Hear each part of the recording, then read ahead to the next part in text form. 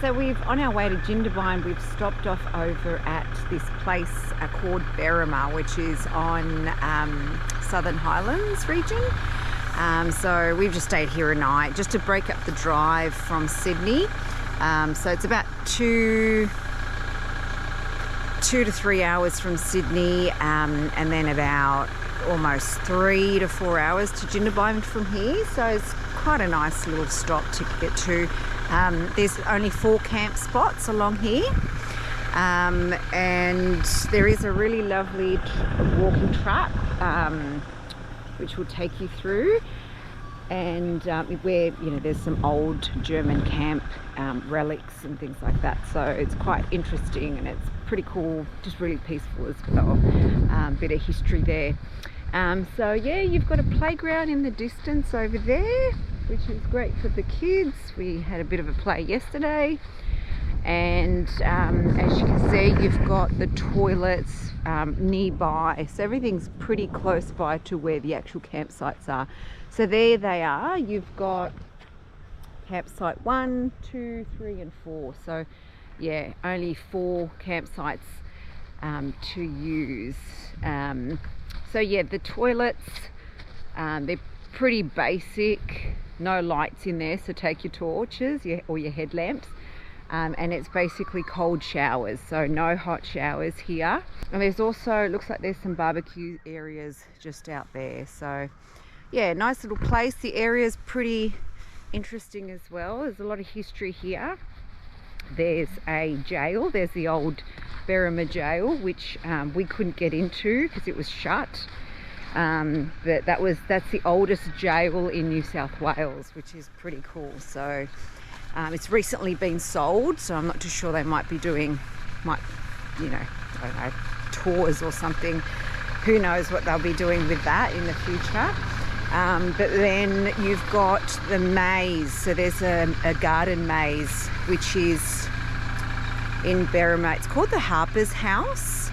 The Harper's Mansion, and they do the first and second week of the month or something like that. They do tours around, really pretty garden maze. So that looks like a lot of fun. So yeah, you'll have to just check out the website and see when they're open. I'm pretty sure it's the first and second weekend of the month.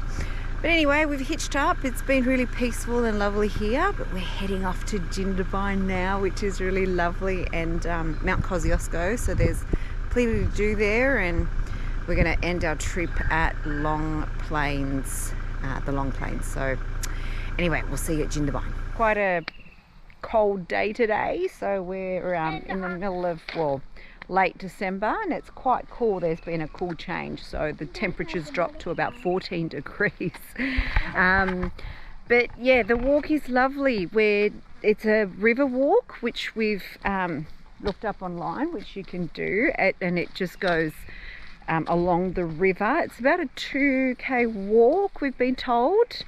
There's also some old German camp relics along here that you can see. So yeah, that'll be pretty interesting to see. It's quite a pretty area. There's plenty of wildlife and bird life around. So we're going to see if we can find these old relics. So yeah. I found a lot of butterflies. Yeah, lots of butterflies around. So it looks like it is pram friendly to this point here, but we're not too sure what the rest is going to be like. So I guess we'll wait and see. So all throughout the walk, you'll see these signs, which will just basically indicate where along the river the German intermittent camp was based. So yeah, there's plenty of information. So they were here from 1915 to 1919. And yeah, so you get all these signs all throughout the walk. So plenty of information and a really beautiful walk.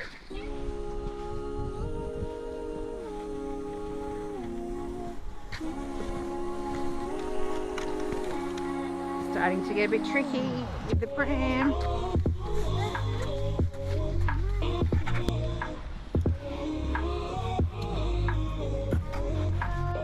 So as you can see on the walk, there are these signs. Here it's basically telling you about this stretch of the river. It reminded the builders of a lake in near Hamburg in Germany.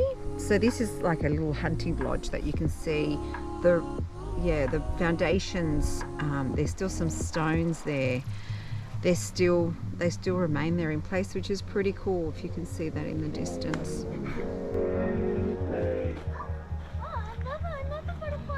Lots of butterflies. What's this, I wonder? There's no plaque there, so not sure.